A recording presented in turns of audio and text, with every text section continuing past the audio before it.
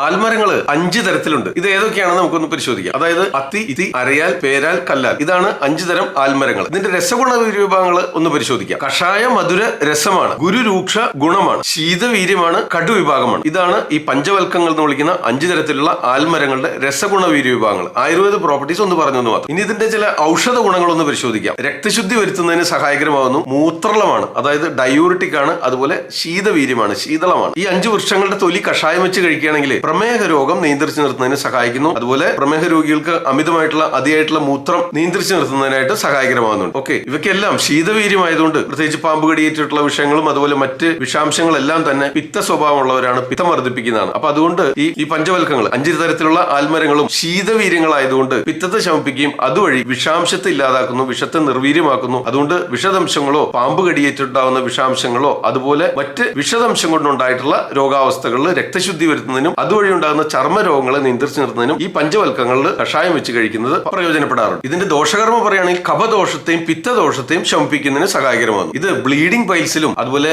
യോനി രോഗങ്ങളിലും സ്ത്രീ രോഗങ്ങൾ, അമിതമായിട്ടുള്ള ആർത്തവരക്തം പ്രവഹിക്കുക, അതുപോലെ ബ്ലീഡിംഗ് പൈൽസ്, അതുപോലെ ഇറഗുലർ മെൻസ്ട്രൽ സൈക്കിൾസ്, പലതരം സ്ത്രീ രോഗങ്ങളിലും ശ്വേതപ്രതരം, അസ്ഥിയുരുക്കം, രക്തപ്രതരം, അതായത് ഈ അസ്ഥിസ്രാവം, അസ്ഥിയുരുക്കം എന്ന് പറയുന്ന അവസ്ഥ ആദ്യം ഇങ്ങനെ ക്ലിയർ ഫ്ലൂയിഡ് ആയിരിക്കും, പിന്നീട് അത് വൈറ്റിഷ് ആകാം, പിന്നീട് യെല്ലോയിഷ് ആകാം, അതിന്റെ ഗുരുതരാവസ്ഥയിൽ റെഡിഷ് കളർ ശ്വേതപ്രതരം എന്ന് വിളിക്കുന്ന അവസ്ഥ പോലും വരാറുണ്ട്. ആ അവസ്ഥയിലും ഈ പഞ്ചവൽക്കങ്ങൾ കഷായം വെച്ച് സേവിക്കുന്നത് പ്രയോജനപ്രദമാവാറുണ്ട്. ഇതിന്റെ ഔഷധയോഗമായിട്ടുള്ള ഭാഗങ്ങൾ പറയുകയാണെങ്കിൽ ഇതിന്റെ തൊലിയാണ് പ്രധാനമായിട്ട് പഞ്ചവൽക്കങ്ങൾ ആയിട്ട് എടുക്കുന്നത്. അതുപോലെ ഇതിൽ നിന്ന് 4 മരങ്ങളുടെ തൊലിയാണ് നാൽപ്പാമര പട്ടയായിട്ട് കഷായം വെച്ച് എടുക്കുന്നതിന്, അതുപോലെ വ്രണങ്ങളൊക്കെ കഴുകുന്നതിന് നാൽപ്പാമര തൊലിയൊക്കെ കഷായം വെച്ച് ഉപയോഗിക്കാറുണ്ട്. പിന്നെ ഇതിന്റെ പൂവും മുട്ടും കായും എല്ലാം ഔഷധയോഗമായിട്ടുള്ള ഭാഗങ്ങളാണ്. ഏകദേശം 65-ൽ പരം ആൽമരങ്ങൾ കണ്ടുപിടിക്കപ്പെട്ടിട്ടുണ്ടെന്നാണ് പറയപ്പെടുന്നത്. നമ്മൾ ഇന്നിവിടെ പറഞ്ഞത് 5 തരത്തിലുള്ള ആൽമരങ്ങളാണ്. അതിൽ ഈ 5 തരത്തിലുള്ള ആൽമരങ്ങളെ പഞ്ചവൽക്കം എന്ന് പറയുന്നു. അതുപോലെ ഇതിൽ 4 എണ്ണം എടുത്ത് നാൽപ്പാമരം ആയിട്ടും ഉപയോഗിച്ചു വരുന്നു. ആയുർവേദ ഗ്രന്ഥങ്ങളിൽ ഇത്തരം വാക്കുകൾ നിങ്ങൾ കണ്ടിട്ടുണ്ടാവും. ഓക്കെ, പഞ്ചവൽക്കാദി യമകം, അതുപോലെ നാൽപ്പാമരാദി ചൂർണം, നാൽപ്പാമരാദി വെളിച്ചെണ്ണ, നാൽപ്പാമര തൈലം എന്നീ ആയുർവേദ ഔഷധങ്ങളൊക്കെ നിങ്ങൾക്ക് പരിചിതമായിരിക്കും. വീഡിയോ ഉപകാരപ്പെടുന്നുണ്ടെങ്കിൽ ഷെയർ ചെയ്ത് കൊടുക്കാൻ മറക്കരുത്, ലൈക്ക് ചെയ്യണം. അതുപോലെ ചാനൽ സബ്സ്ക്രൈബ് ചെയ്യാത്തവരാരെങ്കിലും വീഡിയോ കാണുന്നുണ്ടെങ്കിൽ സബ്സ്ക്രൈബ് ചെയ്യാൻ ഓർമ്മിപ്പിക്കുകയാണ്. ഞാൻ ഡോക്ടർ സേവ്യർ. മറ്റൊരു വീഡിയോയിൽ വീണ്ടും കാണാം. ആദ്യം ആയുർവേദം.